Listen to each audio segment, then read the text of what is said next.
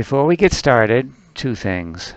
One, I want to thank Chapter and Verse and Dorothy Derifield for hosting me this evening, and I also want to thank my friend Matt Temple for recording this video, and my wife Cheryl for bearing with me all the times that I was not on stage. The story begins in high school when my English teacher threw out a challenge. Can one write a poem about anything? Could I write a poem about my big toe? Big shoe up on the table, and everyone just sort of snickered, and then the next day I handed him this.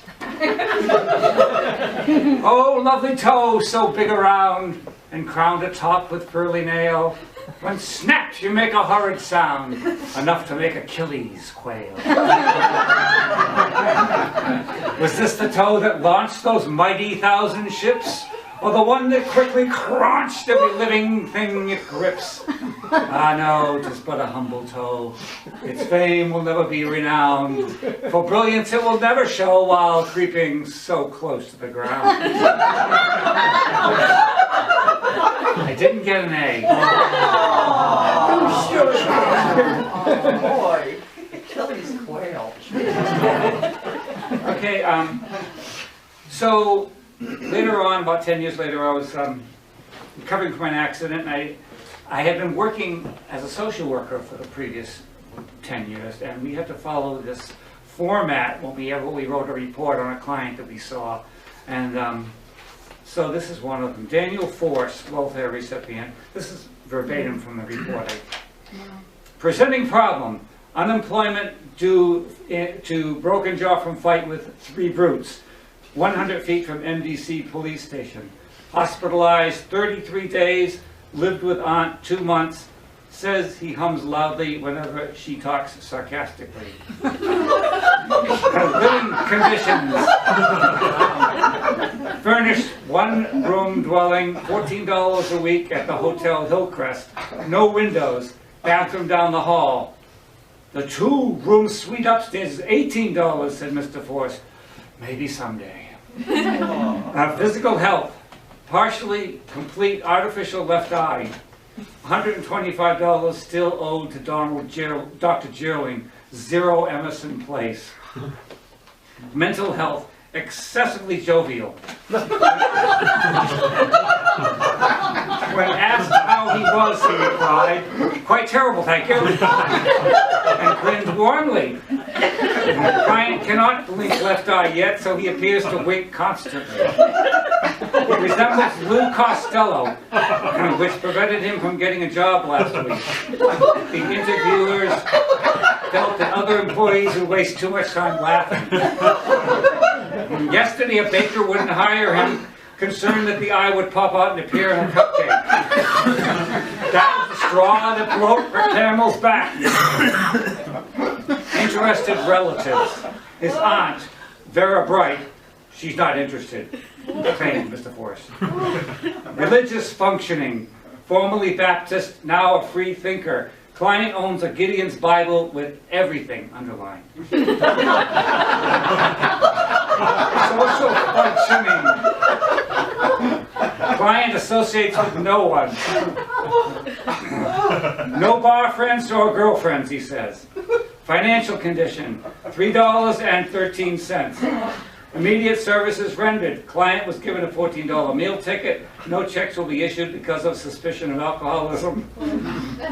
Treatment plan and evaluation. Mr. Force will be considered fully employable and will be put on the payroll for $130 a month, $60 of which will be pre-deducted and sent to Mr. Shea, manager of the Hotel Hillcrest. The rest to be issued in meal tickets. Reevaluate in 30 days. If client is still unemployed, have him apply for disability. 15 days after that, terminate him. And so my boss read this report, and he called me in his office, and he said, "For God's sake, you're not writing a novel." How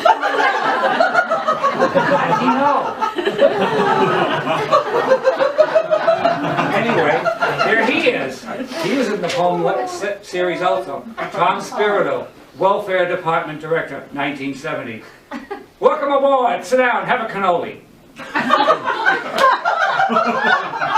Anything concerns you, my door's always open, but use the box. It's on the second floor. I read all signed suggestions. As social worker, you put in 37.5 hours a week. Nobody's kidding anyone. It's summer, the beach is around the corner. We don't punch a clock. Just keep the furniture requests down. Avoid client appeals. They'll drag you down. Once in a while, twice a year at most, you'll make a midnight visit. Make sure Daddy's really absent. Take the next morning off. That box concerns me. I deep six all unsigned suggestions, but like the music? It's piped in. So, no radios at your desk. You don't like it? Don't listen to it. Somebody put a filthy note in that box. A typed note. The SOB is clever. Christmas parties are at my home in Linfield. Union meetings are in my office. There's no Mr. Spirito here. Call me Tom. Eat shit and die. Now who would... That's all for now. You follow politics? I was at Nixon's inauguration. I never noticed this, but he was a short man too.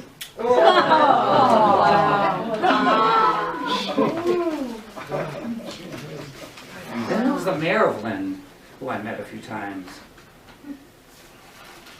And I put him in the Glen Voices series too. I can't be reached. Tell him I'm at a meeting. Tell him I'm at 2 meetings. I'm unavailable. Tell him something came up. I've been called to Swampscott, New York, Boston, Miami. Tell him there's no phones there. They're unlisted. No cell phone coverage. Tell him I'm under the weather. I'm at the doctor's, the dentist's. Tell him someone died and I'm struck with grief. I'll see no one. Tell him it's a mall opening. I'm going to cut the ribbon. Tell him I'm renovating. I can't be disturbed. Tell him I'm campaigning, speaking at the VFW. Tell him there's a protest somewhere. I'm being pulled from all sides. Tell him I want to be alone. Tell him I'm with the Monsignor. Tell him anything. Tell him nothing. Appropriate today. Well, anyway, I submitted a lot of these Lynn Voices poems around, and I got a few rejection slips.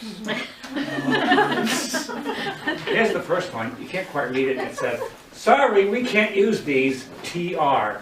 So I sent them back. To whom it may concern, congratulations, you have just been selected to appear in our forthcoming collection, The Best of Rejection Slips.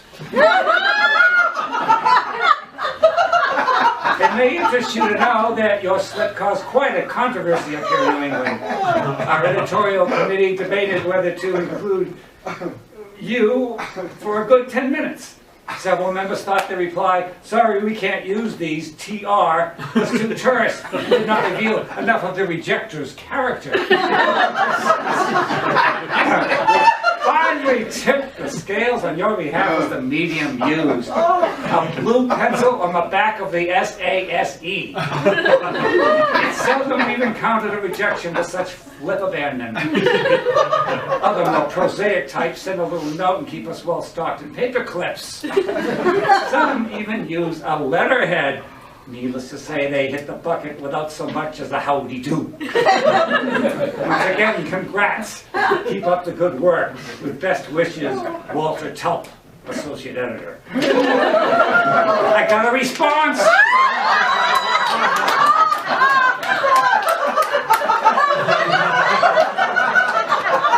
Sir, a good joke you made of our crudeness.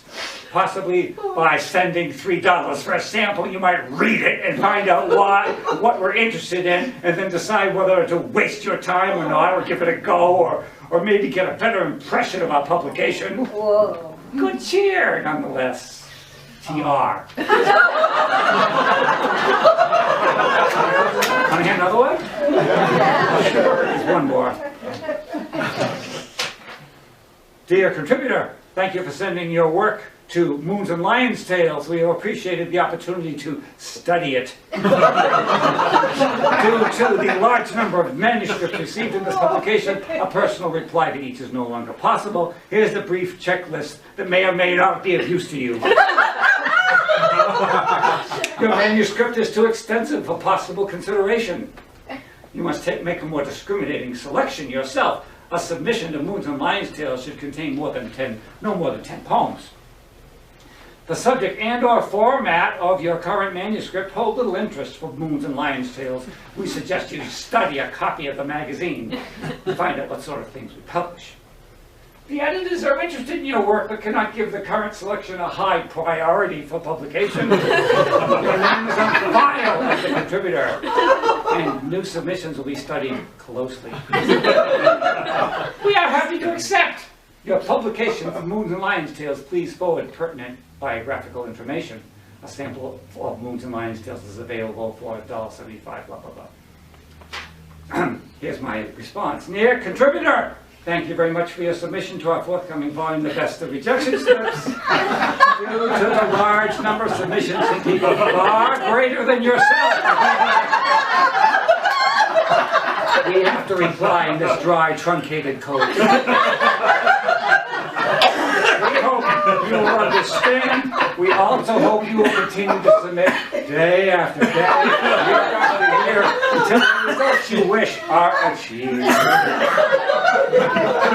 Your manuscript is too long. We couldn't be bothered to read it. We have important things to do.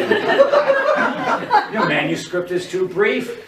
If you believe brevity is the soul of wit, then say something funny, for God's sake.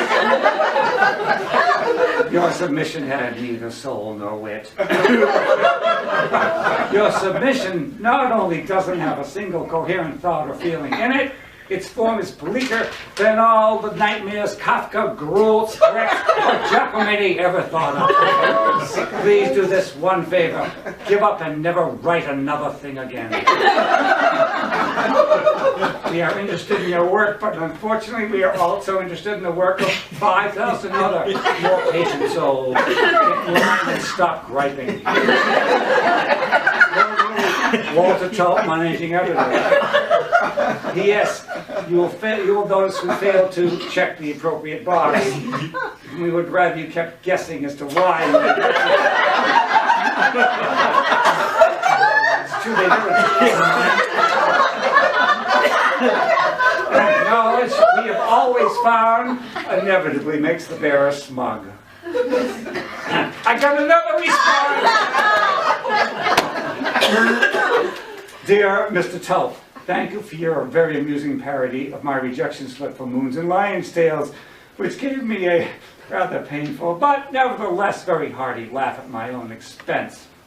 In accordance with your instructions, I leave the rights to the last word to you, but enclosed, please find 2 free copies of Moons and Lions.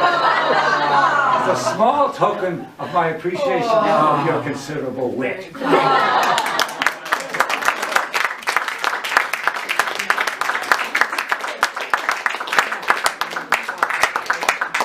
I have no idea how long I've read. Just tell me when.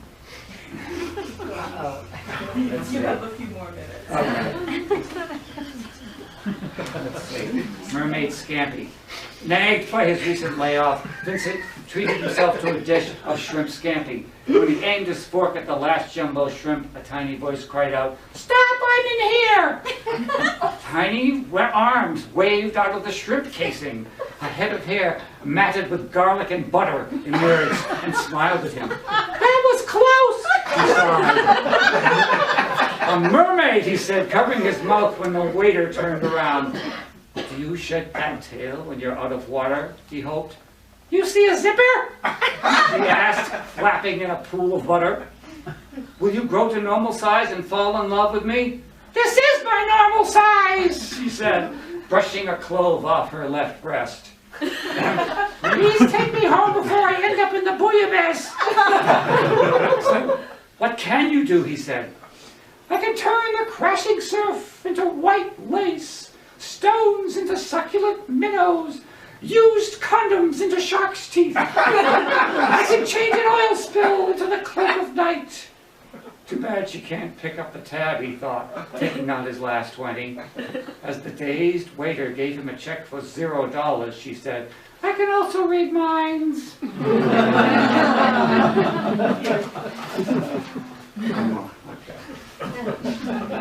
All right.